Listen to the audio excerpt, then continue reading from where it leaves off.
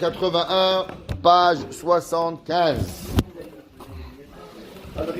Alors, Klal Hadavar, voici la règle. Kevan Shekol Inyane Haolam Enam Ela Sakanot Atsumot. Généralement, c'est marqué dans les livres que le monde, il est dans un maboul. Le monde, il vit dans un monde fou. Et le seul endroit où on peut vivre bien, c'est la yeshiva.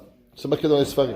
Seulement, il faut savoir que dès qu'on sort dehors, on est bombardé de Yetzirara. Même des choses comme on a expliqué hier, des choses permises. Seulement, la permissivité, à outrance, elle devient dangereuse. On ne parle même pas de la Avera ici. On parle juste du Hergel. Comme j'ai dit, trop manger, trop boire, trop dormir, toutes choses que l'on fait. Lo Yeshubar, donc puisque tout est dangereux, Lo Yeshubar, Limalet Mehem. Pourquoi on ne va pas louanger la personne qui va vouloir juste se protéger un petit peu? Pourquoi boire? Pourquoi manger à outrance? Pourquoi dormir à outrance? Pourquoi kiffer à outrance? Maintenir toujours un petit peu de respect dans tout ce que l'on fait. En maintenant une barrière, le moindre, on se limite, limitation, alors on se sauve. Ou et ceux qui va s'habituer à s'éloigner de tous ces plaisirs de la vie, alors il se met moins en danger. Le danger, il arrive au moment où l'homme, il se complaît dans ses plaisirs. L'homme qui veut comprendre la bonne séparation du matériel, c'est parce qu'il veut pas, il veut garder le chemin. Vous connaissez la fameuse histoire du Magui de Douvna. Il y avait un jour, le Magui de Douvna, il raconte qu'il y avait un jour un homme qui avait un roi, il avait une grande famine. Alors il voulait nourrir il y a eu Corona. Alors qu'est-ce qu'il a dit? À qui on va nourrir? Vous savez, les Québécois, Baruch Hashem, ils sont de père en fils, ils ont un métier. Ils sont de père en fils, ils sont au bien-être social. Ouais, de père en fils, ils sont comment on appelle ça? Comment ils s'appellent ici? Non, ils ont un mot. En tout cas, de père en fils. Leur père, leur grand-père, derrière-grand-père, ils sont tous ils sont bien-être social, ils vivent sur le gouvernement. Bon, un jour, le gouvernement, il donne de l'argent à tout le monde. Qu'est-ce qu'on va faire avec eux? On va donner à tout le monde. Alors, ils vont tous profiter. Alors, il a demandé au Melech, il a demandé au Chacham, donne-moi quoi faire. Ne t'inquiète pas, j'ai trouvé une solution. Qu'est-ce qu'il a fait? Il a ouvert les portes du palais. Il dit, prenez ce que vous voulez. En attendant, il a mis de la musique. Après, il a mis des barbecues. Après, il a mis des piscines. Il a mis des jongleurs. Les gens ont commencé à regarder, à manger et à boire. Et après, qu'est-ce qui s'est passé? Et après, les portes, elles sont finies. Et il a rien pris. Il y avait un chacham. Il est rentré, il a mis des boules qui est. Et lui, il a rien écouté. Il est rentré, il a pris, il est sorti, il a pris, il a sorti, il a pris, il a sorti. Toute la journée. Quand lui, il est sorti, la fin de la journée, il dit, profite avec nous, mange avec nous. Ne vous inquiétez pas, moi, je mangerai demain. Vous, aujourd'hui, vous êtes tous crevés. Et à la fin, il s'est arrivé qu'eux, ils ont tous mangé, ils ont vu les films, ils ont vu les cinémas, ils ont vu tout. Et à la fin, qu'est-ce qui s'est passé? Ils ont rien pris. Ça, c'est le olam. Les gens, ils viennent dans ce bas monde pour avoir des mitzvot. Beaucoup disent, on va avoir des mitzvot. C'est pas ce que tu vas faire. Alors, il leur met des vacances, il leur met Miami, il leur met Mexico, il leur met Cancun, il leur met Israël, il leur met Elat, il met des belles vacances. Et l'homme, il profite, et il mange, et il boit. Et après 120 ans, chez nous, t'as fait une mitzvah. Ouais, une mitzvah, j'ai oublié, moi, je suis parti manger. Ok, qu'est-ce qu'on va faire avec lui? Il y a le Magui de Douvna, Akadosh Baruch Hu, c'est facile de faire des mitzvot. Mais c'est tellement facile que pour nous empêcher, nous mettons tellement de plaisir dans la vie pour que l'homme, il oublie la raison pourquoi il est dans ce bas monde. Donc l'homme qui veut pas s'oublier, il a le droit. Il n'y a rien à le reprocher s'il n'a pas envie de s'oublier au plaisir corporel de la vie. Sheloikar mina olam, beshum shimush, shemishtamesh mimenu. Il n'a pas envie de profiter de ce monde. L'homme, il se profite pour arriver. Tout le monde y connaît sur du Chafetz Chaim. Il y avait un jour un millionnaire américain, à l'époque, il est venu voir le Chafetz Chaim. Il a vu le Chafetz Chaim qui vit dans une maison précaire. Il lui a dit, Rabbi, elle est où? Ils sont où vos meubles? Ils sont où vos affaires, votre argenterie? À l'époque, tout le monde a l'argenterie, la coutellerie. Il lui a dit, et vous, monsieur, elles sont où vos affaires? Il dit, moi, Rabbi, je suis en voyage. Il dit, moi aussi, je suis en voyage. Seulement toi, tu es en voyage d'Amérique en Lituanie. Moi, ma vie, elle est en voyage. Ma vie, c'est seulement dans cette terre pour 70 ans, 90 ans. Après, je vais à Haye Netzach. Je vais vivre en haut. Je suis seulement en vie. L'homme il a le droit de vouloir ne pas profiter de ce bas monde, ou bien de moins profiter. Elle a machou mouchar, bon, ce qu'il a besoin, du pniat sorer, asher l'od betivo elav, ce qui est pour lui une nécessité. Chacun de nous, il y a des gens, ils ont froid aux pieds. Il faut avoir des bonnes bottes. Il y en a qui ont froid aux mains, des bons gants.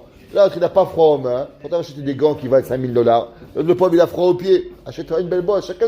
Chacun de nous a certains besoins qui lui sont nécessaires. Et on ne peut pas se comparer l'un avec l'autre.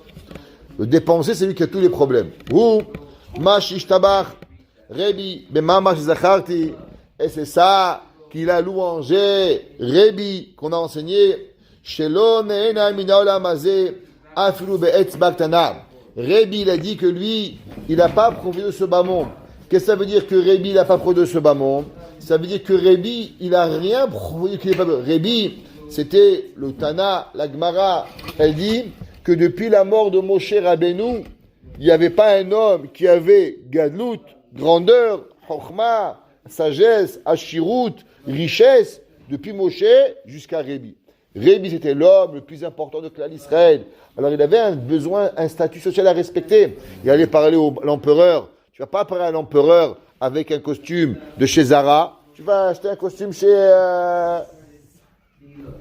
fait à couture main. Minimum, il doit avoir. Pourquoi? Il est le Meller. Il était le Meller de Klal Israël, le Nassi. C'est pas pour lui. C'est représentatif du Klal Israël qu'il était. Donc, chacun, il a des besoins. Donc, Rebi pouvait avoir un costume qui coûtait $2,000. Mais pourtant, ça n'a pas profité. Pourquoi? Parce que c'est pas pour lui. C'était par rapport au statut qu'il avait de recevoir. Il était très, très, très riche. Ouais. La Torah lui a donné cette richesse-là. Imiot Nessi Israël. Il était le prince. Veshuchano Shuchan Mechelachim. Et il avait une table, chaque fois qu'il mangeait, une table incroyable. Be'echeach Likam Nesiuto. La Gemara a dit qu'un jour, il a dit à ses élèves, je suis désolé, je dois aller et je reçois un invité. Alors je dois quitter le chiot. Donc, les élèves, ils ont été un petit peu choqués. C'est qui l'élève de Hillel?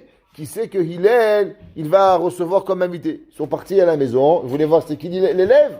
Et ils ont trouvé personne. Et Hillel, il mangeait tout seul. En revenant le jour, l'après-midi au Beth Midrash, on dit, Rabbi, Mechila, c'était qui votre invité qui devait venir? Il n'est pas venu.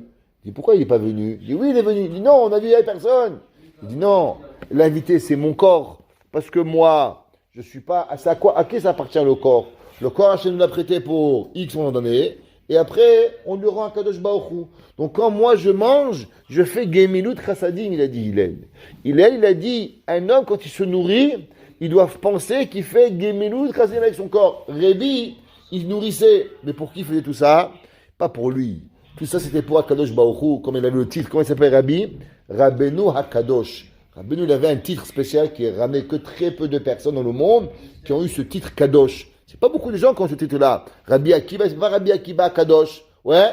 Rabbeinu HaKadosh. Le Al-Shich HaKadosh. Le Shela HaKadosh. Il y a eu certains tzadikim dans le monde qui ont eu le mérite de s'appeler Kadosh. Le premier s'appelait Rabbeinu HaKadosh. Il avait une sainteté extraordinaire. Kedusha Vetahara, comme ça rentre dans le Yerushalmi.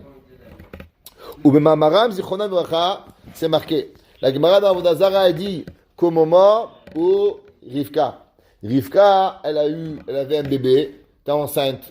Des fois, il voulait sortir pour aller voir le hockey, et des fois, il voulait aller à Yeshiva. Alors, elle a eu peur. Elle dit, c'est quoi ce mizrochnik que j'ai eu? Il ne sait pas ce qu'il veut. Un coup, il est religieux, un coup, il n'est pas religieux. Il dit, qu'est-ce que c'est ça? Un coup, il va à Cancun, un coup, il est à Yeshiva. Que tu décides. Qu'est-ce qu'il va faire? Alors, elle a dit, Rachidi a dit, pourquoi faut vivre? Si c'est pour amener un enfant moitié-moitié, ça vaut pas la peine. Qu'est-ce qu'elle lui a dit? Il lui a dit, non, t'inquiète pas. Shne goyim bevitner, ou shne ne'umim ime'aïch yiparedu. Tu as deux nations dans ton ventre. La Gemara dit, c'est qui les deux nations? C'est Rabbi Yehuda Hanassi et Antoninus.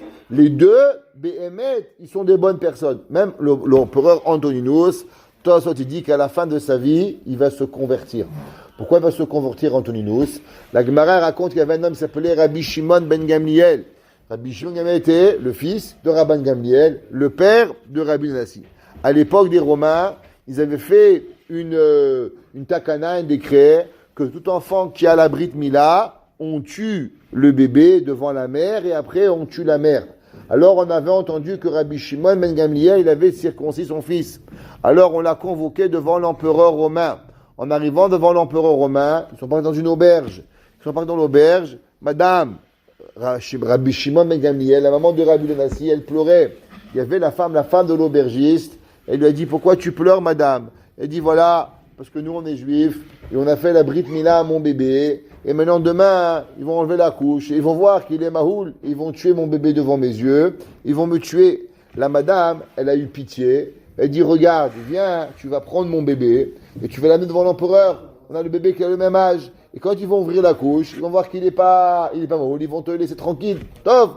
Alors, elle a pris le bébé de la Goya, elle a pris comme son bébé, et elle est arrivée devant l'empereur. Et l'empereur, il a dit, ouvrez la couche. Et il a dit quoi? Il est pas maoul, ce bébé. Qu'est-ce que vous avez fait, ce rabbin-là? Vous l'avez? Il a tué celui qui avait parlé du mal contre lui. En attendant, le bébé, le petit s'appelait Antonin, il a eu faim. Madame, la femme de Rabbi Shimon Gamliel, elle a nourri le bébé. Elle a nourri le bébé, donc il était frère de lait de Rabbi Udanassi. Quand il va grandir, il va devenir le meilleur ami de Rabbi Udanassi, il va devenir empereur de Rome. Et toi, soit il dit du fait qu'il va manger le lait de la maman de Rabbi Udanassi, ça va lui donner dans lui un Yetzeratov, et à la fin, il va se convertir au judaïsme. Et il va être très très proche, il va beaucoup aimer la Torah. Il s'appelle Antoninus, Antonin, qui va devenir l'empereur. Alors la Gemara dit, c'est quoi? Shne go'im mime'ayich yiparedu, deux nations. La Gemara dit, Zoé Rabbi ve Antoninos, shelo pasak me'ashulchanam. Leur table, deux nations, deux géants, c'est quoi? Que leur table, l'eau hazeret, il n'y a jamais manqué de la laitue. Et tu sais pour ce qu'on était? On n'y va pas. À l'époque, il n'y avait pas hydroponique. Mais Rabbi Udanassi était tellement riche qu'il faisait venir du monde entier. Il n'y a jamais manqué de laitue. Vélo qui shoot, vélo tsnon. Et il manquait jamais ni des concombres, ni des, comment on appelle ça, de la pastèque, et ni des radis. Et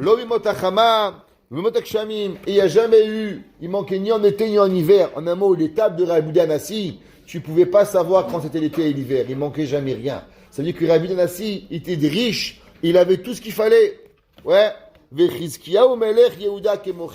Et la Gemara a dit, qui c'est qui avait eu cette même largesse, cette même richesse, cette même grandeur? Eh bien, Chizkiyahu Melech Yehuda, qui était l'arrière-arrière-grand-père de Rabbi. Pourquoi? Parce que Rabbi, il venait de Hillel. Hillel, il venait de qui? De Shevet Yehuda, qui était quoi? Chizkiyahu, petit-fils de David HaMelech. Et le reste des mamarim qu'on a ramenés, Kulam mekaimim umorim, sheyesh la adam lifrosh, mikol masheu tarnug olami, les mal no yipol besakanato. L'homme, il faut faire attention. Il y a, comme on a dit, il y a le plaisir pour le plaisir, et il y a le plaisir pour la raison. L'homme, il a le droit d'avoir un beau costume pour Shabbat. L'homme, il a le droit d'avoir une belle ceinture pour pouvoir être un beau hatan. L'homme, il a le droit d'avoir une belle voiture pour arriver à la yeshiva à l'heure. C'est permis. Mais le plaisir pour le plaisir. Pourquoi tu as ça? Juste pour avoir du plaisir. Ça, c'est le danger que l'homme, il doit faire attention. C'est marqué, tous les rabbanim, ils allaient faire des vacances. Tous les rabbanim, ils vont promener. Il n'y a rien de mal d'aller promener. Mais le but, c'est quoi que tu vas faire avec ça? Tu vas te promener pour te reposer, pour mieux étudier. Tu as un beau costume, nekavot Shabbat. Tu as un hatan, tu mérites un beau costume pour avoir, c'est pas grave. Mais si l'homme, c'est juste avoir pour avoir, qu'est-ce qu'il a demandé, Esav?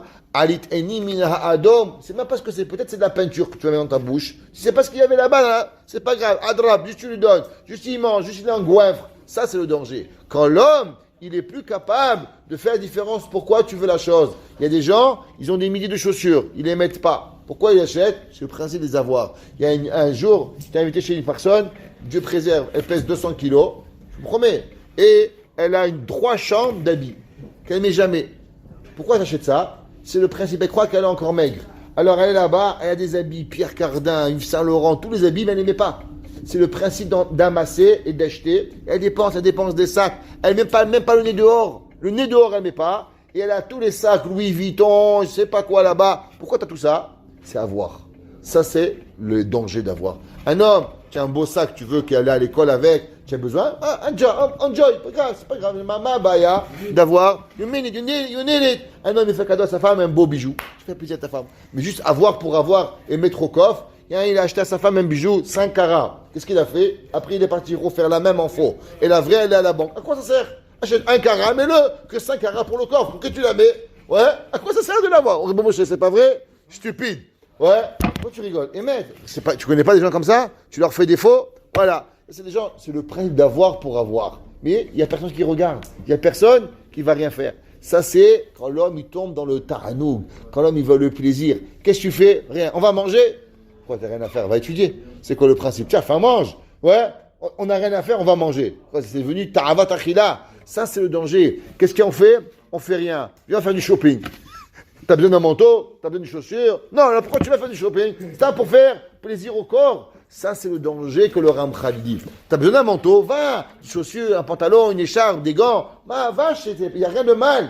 Mais quand l'homme, il devient un passe-temps, que l'homme, sa vie, elle devient acheter pour rien, faire pour rien, manger pour rien, dormir pour rien, rien, le rien n'amène. La Mishnah dit Shimum, mivi de batala. Batala, mivi de avera. Pareil dans tout. Tous les plaisirs de la vie, ils deviennent danger quand ils sont le plaisir pour le plaisir. Ça s'appelle le plaisir au carré. Ve'im tish'al. Et si tu demandes, ve'tomar imken, efo, shedava mistarech ou muchach. Ouais, c'est quelque chose qui est tellement important. Alors, on pourrait demander la question que tous les gens ils demandent. La preuve que c'est pas interdit, c'est que le rabbin, il n'a pas interdit. Pourquoi? Si Béhémet, il y avait un Issour, alors pourquoi Hachamim, ils n'ont pas été gozer? Ils ont été gozer sur Chalav Israël, ils ont été gozer sur Pat Israël, ils ont été gozer sur plein de choses. Pourquoi Hachamim, ils n'ont pas interdit d'avoir telle chose, de ne pas aller au shopping, de ne pas aller en vacances? Pourquoi ils n'ont pas interdit tout ça, Hachamim? Ouais. La mal gazrou ala Hachamim, que moi je dois asiago, fait gazrou. Pourquoi ils n'ont pas fait ta canote là? Ina tchouva mevoret ou pshuta. La réponse, elle est simple.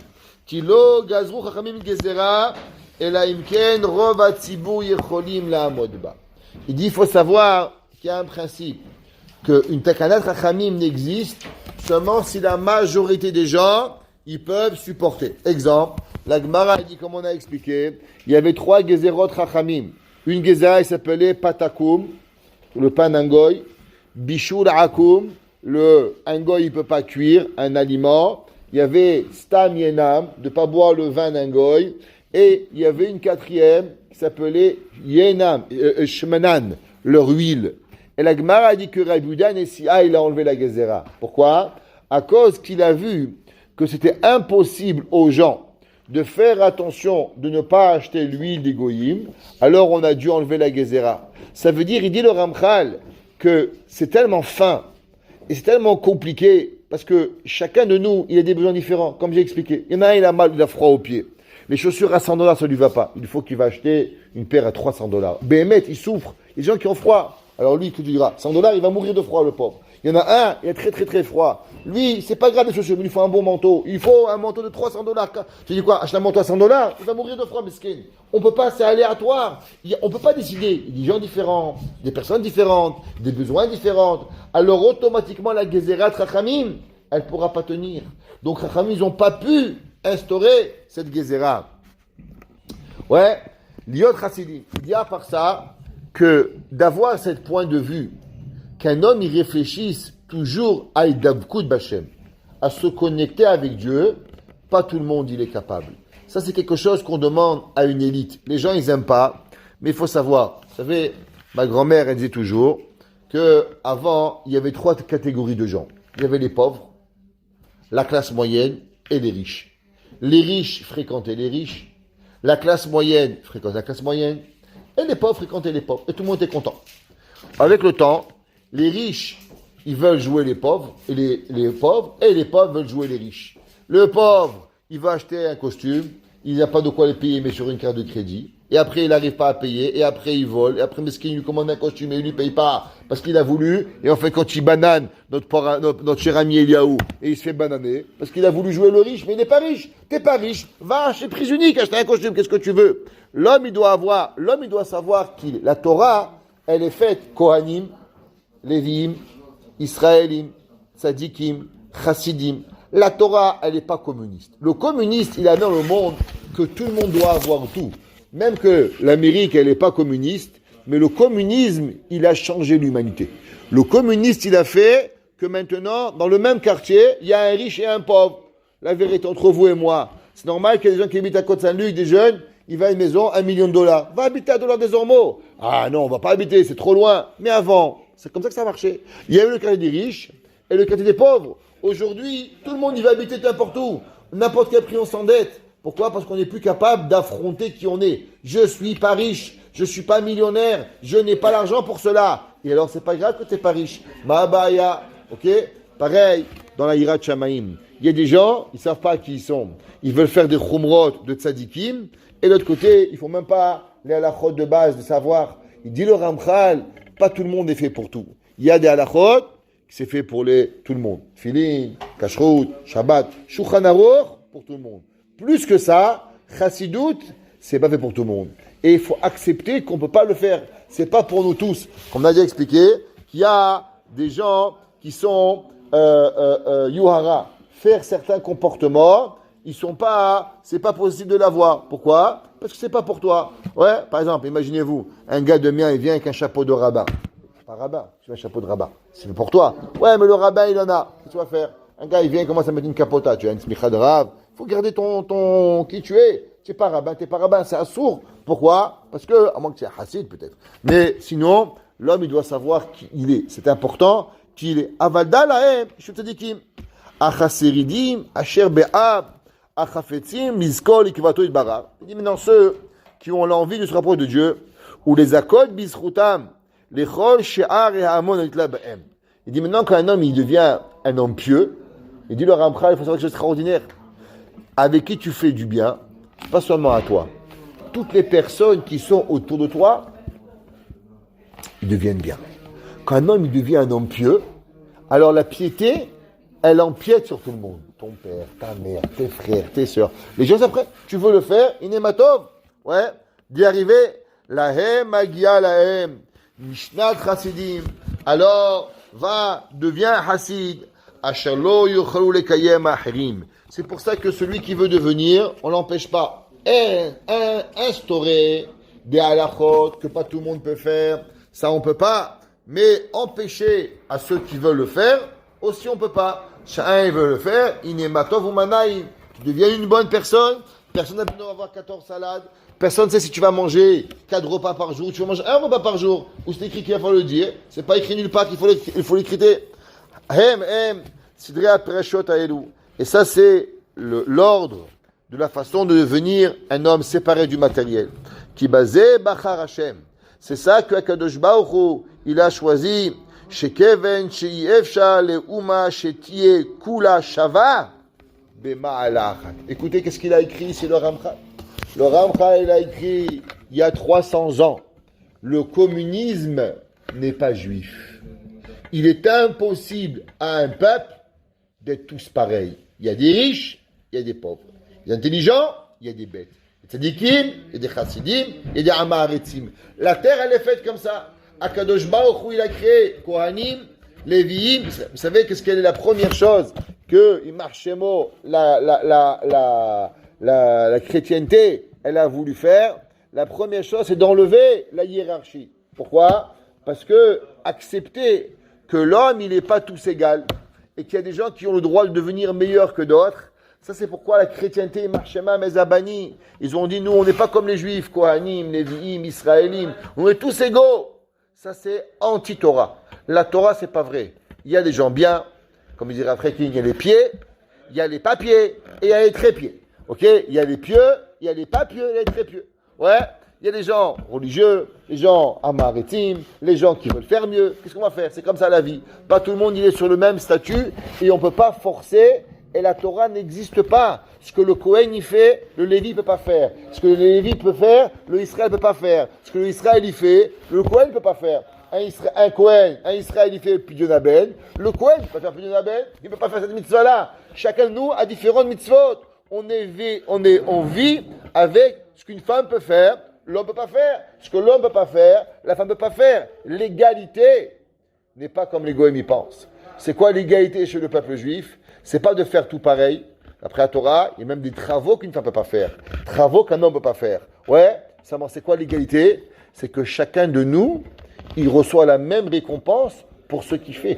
Mais ça ne veut pas dire être pareil. Être pareil chez nous, c'est de briller dans la différence. Savoir que moi je suis qui je suis, et moi je suis pas toi, moi c'est moi, et toi t'es toi. Ok? Alors, automatiquement, l'homme, il arrive à sa capacité de pouvoir faire ce qu'il y a. Yesh ba'am, madrigot. Il y a dans le peuple des différentes étapes. Ish les fils sichlo. Il faut savoir qu'on n'est pas tous pareils. Aaron et Moshe Rabbeinu. Il dira à Moshe Feinstein, qu'est-ce que ça veut dire qu'ils étaient égaux? Les deux sont arrivés au maximum de leur capacité. Pourtant, Moshe Rabbeinu était un plus grand avis que Aaron. Et pourtant, la Torah, qu'est-ce qu'elle dit? Shekouli, ils étaient égaux. Comment ils étaient égaux? Parce que l'égalité n'est pas quantifiable par un numéro, mais elle est quantifiable par le maximum de ta capacité. Un homme, il peut apprendre une page de Gemara. Pour lui, il est aussi grand que Rav Chaim Kanievski qui finit le chasse. L'homme, il peut apprendre une masechet par an. Il met 15 heures par jour. Il fait une masechet par an. Il a le même sachar que Rabbi Akiba. C'est quoi la Torah Kula? La quantité, elle n'est pas par rapport à la qualité. C'est pas comme ça qu'on évalue dans le Ham Israël. L'iné lefachot, yichide segula, yematsu asheyachid atzma machana gemura. Et au moins que quelques personnes, ils pourront avancer et se rapprocher d'Akadosh Baruch Hu. Qui c'est? Baruch Hashem, dans le mérite où on étudie la Torah. On a la chance, le privilège de faire partie d'une communauté.